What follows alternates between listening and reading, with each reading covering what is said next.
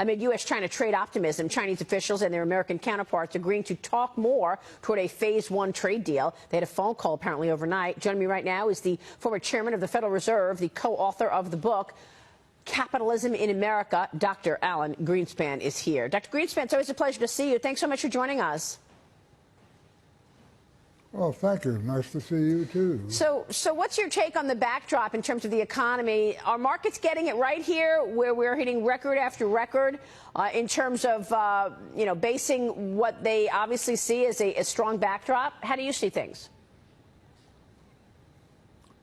Well, I read it by the fact that there is an ever-increasing expectation that the issue of tariffs and the tariff wars are going to get resolved, because there's no question that the type of tariff structure that we have had and the customs that are flowing in has been a significant deterrent to economic activity.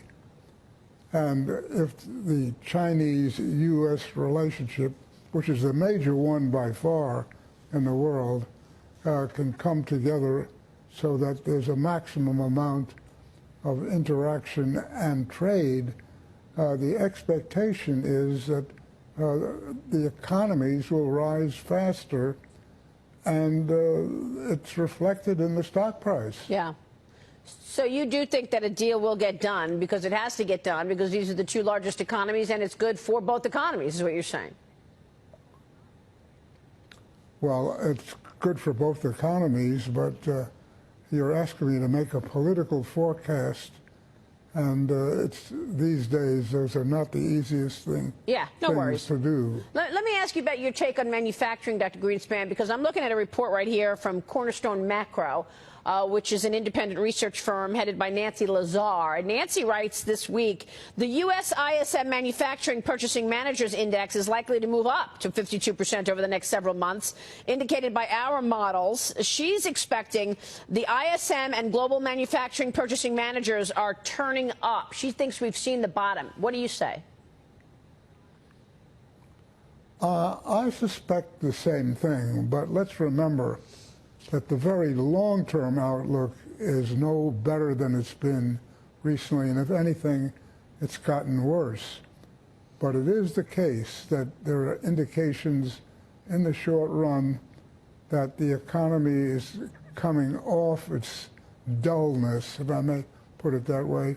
Not that it's going to rocket forward, but it's holding its own, and if anything, it's better than so far better than I've expected.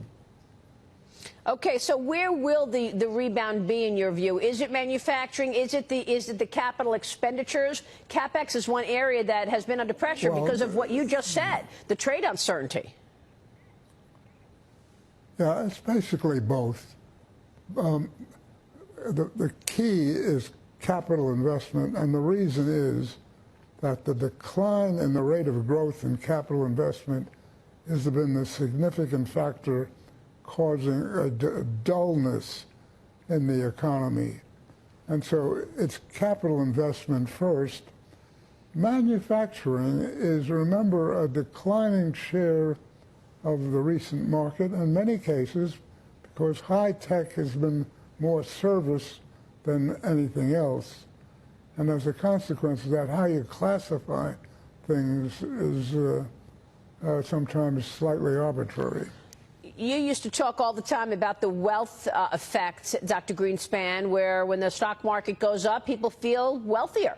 And that is a cycle. They spend more money, they're feeling better, the wealth effect is real. Do you see a wealth effect now that we're seeing all these record highs in the major indices? Well, the one thing we see is that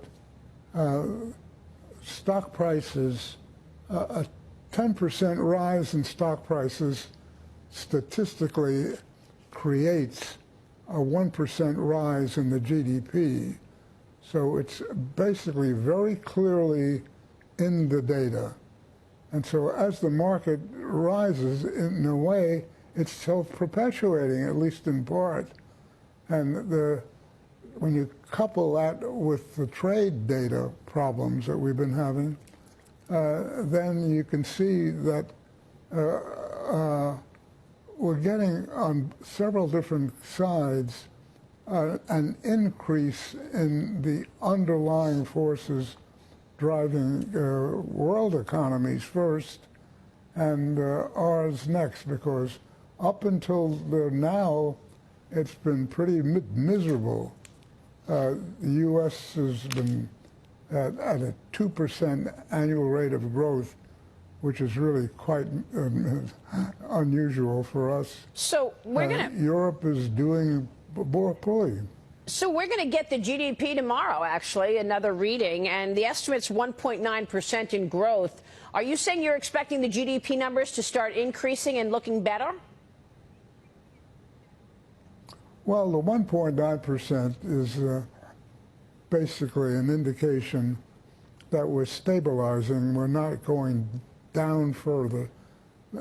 This economy is not about to run away on the upside, but I think that the presumption that it's going to sink into a recession, which means negative rates of growth, I think is very premature at this stage. So perhaps it's the right move to stay on hold at the Fed. I mean, Fed Chairman Jay Powell last night said that the central bank cut rates due to the bearish view on the economy, but that the economy had, quote, less momentum than originally thought, but now they're basically on hold. Do you agree with that policy?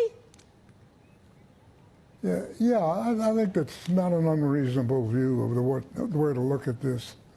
If we were going into a recession, we would be accelerating on the downside now, and we are not. And one of the reasons, as I mentioned earlier, is that when trade picks up internationally, it's very important. And remember that the vast amount of merchandise trade is China shipping net to the United States. Yeah. Remember, the two of them are 40% of the world GDP. So you have this extraordinary set of pressures arising that when trade overall starts to look better, then the global economy looks better. Yeah. Sounds like you've got some optimism about where we are in trade as well. We're waiting on a China deal. And of course, USMCA is the other outlier there. You've been in that hearing room before when the Congress really likes to hear themselves talk.